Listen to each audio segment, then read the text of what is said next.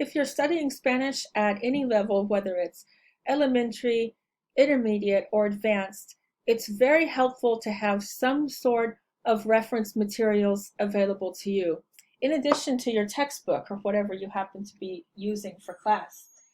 So I want to talk to you about some of the options that are available, and that way you can see some of the resources that are available to help you to learn Spanish.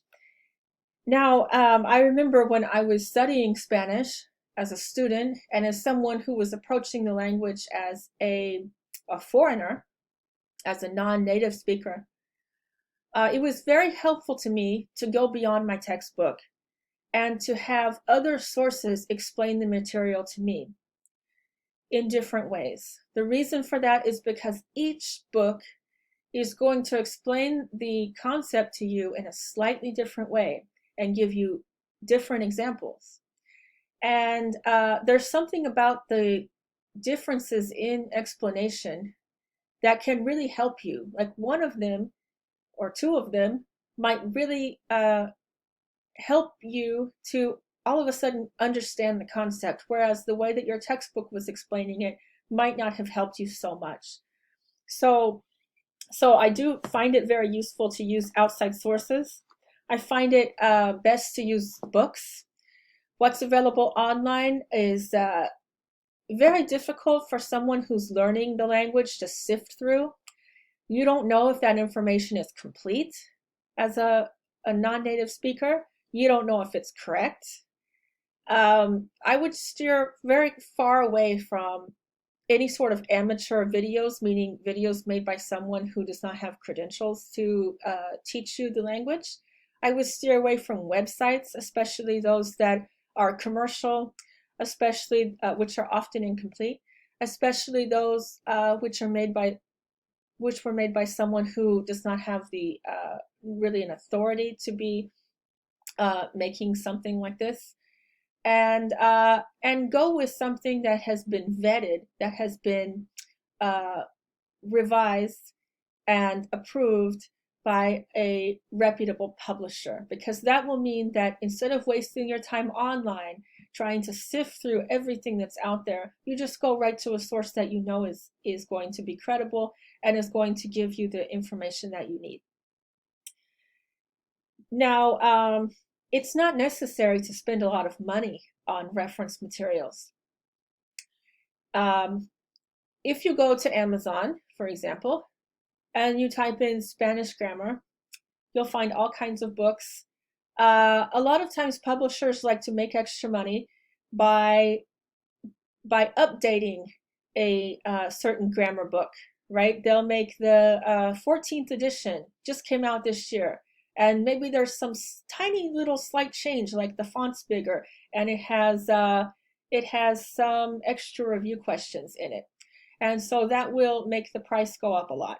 Or sometimes publishers that often work in textbook publishing will sell grammar manuals for hundreds of dollars, and there's no reason for that book to be sold for hundreds of dollars. There's nothing about that book that would make it worth that sort of money. The information is certainly valuable, but there's no reason that it should cost so much. So what I would do is to you might steer away from those newly published books, especially if they're very expensive, right? I mean, if they're affordable, you can go for them. And just remember that grammar does not change very quickly. So even going with something that's older, and older, I mean 1980s, there's nothing wrong with, as long as the book doesn't have writing in it and all the answers, it's perfectly fine. It's going to work really well for you. In fact, there are many books that I would recommend, highly recommend, as reference books that are available on Amazon for less than $5. So another source of for getting these books, especially if you live in a college town, is to go to a secondhand store like Goodwill. Goodwill often has excellent Spanish reference books, and also your local library. My local library has a little bookstore where they sell used books. And often the Spanish books that I come across are like 50 cents to $1. And these are really nice reference manuals. Okay, so you don't have to spend a lot of money on these. Now, something I would recommend to every Spanish student, and I don't have a copy here, is called Spanish 501 Verbs. This is a very common book. It's put out by Barron's as the publisher. You can find this at Barnes & Noble. You can find it on Amazon. You can find it on Half Price Books. You can find it everywhere. I would say you can find it at your local, you're very likely to find it at your local thrift store. This is a book that contains, just like it says, 501 verbs, and they're conjugated in all of their forms. Now, if you're a beginning Spanish student, you might not know what conjugation means or why it's important, but this can be like the Bible for you as a Spanish student. It's just a reference for anything that you do with verbs. This is a great reference. Well, I shouldn't say anything that you do with them because it doesn't provide in-depth explanation of them. But if you need to know how a verb is conjugated, you're likely to find that information in this book. Now, this is one of those books that has been updated. I think it's updated every 2 years or 5 years or something like this. And a new edition has just come out, and it's expensive because I think it comes with some online component or something like that. If you're willing to pay that, that's fine, and the online component is worth something to you, then that's perfectly fine. However, I would say any edition of this book is going to serve you well. So if you get one of the editions that are selling on Amazon for 1 penny, it's probably a great resource for you. You really shouldn't need to spend more than that. This would be the #1 reference book that I would recommend to any student from beginning Spanish to intermediate to possibly advanced. By the advanced level, you probably should know these, but definitely beginning and intermediate. So I don't have a lot of copies of the books I'm going to recommend here with me, but I'll write them on my board. I would say for a beginning student, you would want this definitely. And see if I have some other examples. I have one other example here with me. You might want to get a book like this, a book that explains and compares Spanish and English grammar. This is a nice one, side-by-side Spanish and English grammar. And you can see, let me get you an example. It's very simple. You can see on one side, you have how a grammatical function works in English, and how the same grammatical function on the other page, how the same grammatical function works in Spanish. Here we have personal pronouns, which you'll study. If you're in beginning Spanish, you'll study these like very soon, just almost immediately. So this is handy. It's handy for people who might need a review of English grammar as well. When you're an adult learning Spanish, unless you're learning in an immersive situation, if you're learning in a formal, structured way, you're always taught through grammatical structures.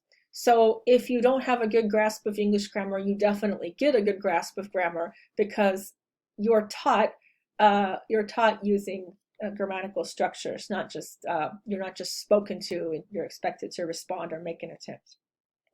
Here's another book, English Grammar for Students of Spanish. This one's easy to come by. And again, you can see it just presents to you some concepts, grammatical concepts in English, and you have the explanation, and then it tells you how the same concept works in Spanish. And at the end, you have a little review, which is kind of nice. You get some review exercises. Also, for really any level, I would say beginning to intermediate, you might want to have a book like this, Spanish Verb Drills. This one's nice. Just like it says, it provides you with a lot of different verbs to work with. Here you have a grammatical explanation of a certain tense, and then you have practice with that tense. It's very nice, and the repetition is very good. Going over and it forces you to go over and over and over and over and over the same conjugations. It's just really what you need, right? When you're learning a language, you need repetition, and you need to go over what you're learning over and over so that it sticks with you. So that's very helpful. That works for any class that you're in using any textbook, right? Because verbs are verbs, and they're going to come up, and you're going to see different tenses, and so those are great materials.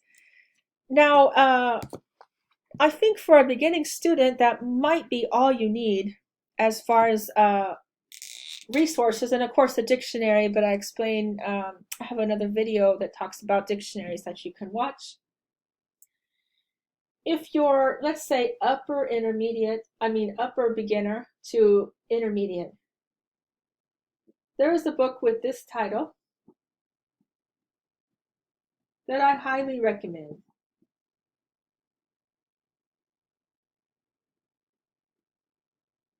And this is one of the authors. There's another author whose name I unfortunately can't remember right now. This is a nice book. The title is in Spanish. Some editions are in Spanish, and some editions are in English. So you could purchase the one that makes sense to you or that's most accessible to you.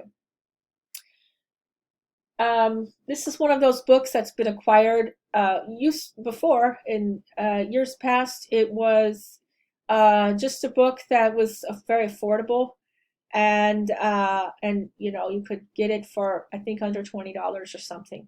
It's been acquired by one of the major textbook publishers, and they've added all kinds of electronic components to, I guess, justify the high price. And now this is a very expensive book. If you're interested in getting this book and you don't want to spend a lot of money, there's no reason to buy the expensive edition. Any edition of this book is good. I would say go online, go to Amazon, make sure that it's in the language that you want it to be in, and make sure the price is right, and then this would be a good purchase for you. This is a great book. It explains to you different grammatical components in Spanish. It provides you with examples, and it gives you some exercises to do.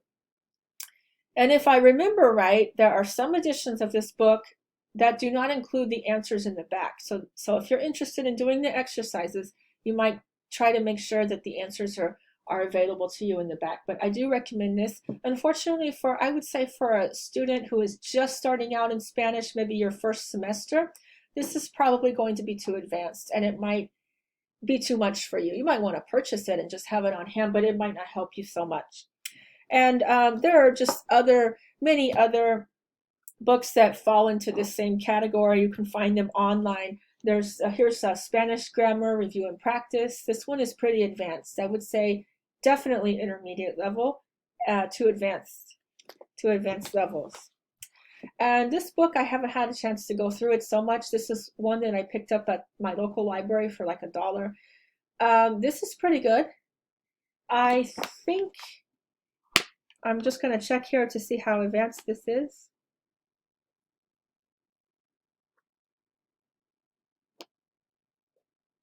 I would say intermediate to advanced, but this is pretty nice. And if you're someone who's getting back into Spanish after not having had the language for a while, not having studied it, this might be a nice book for you, as well as some of the others. But there are many books like the ones that I've just shown you. There are special books for prepositions and pronouns. There is a special book for the subjunctive mood.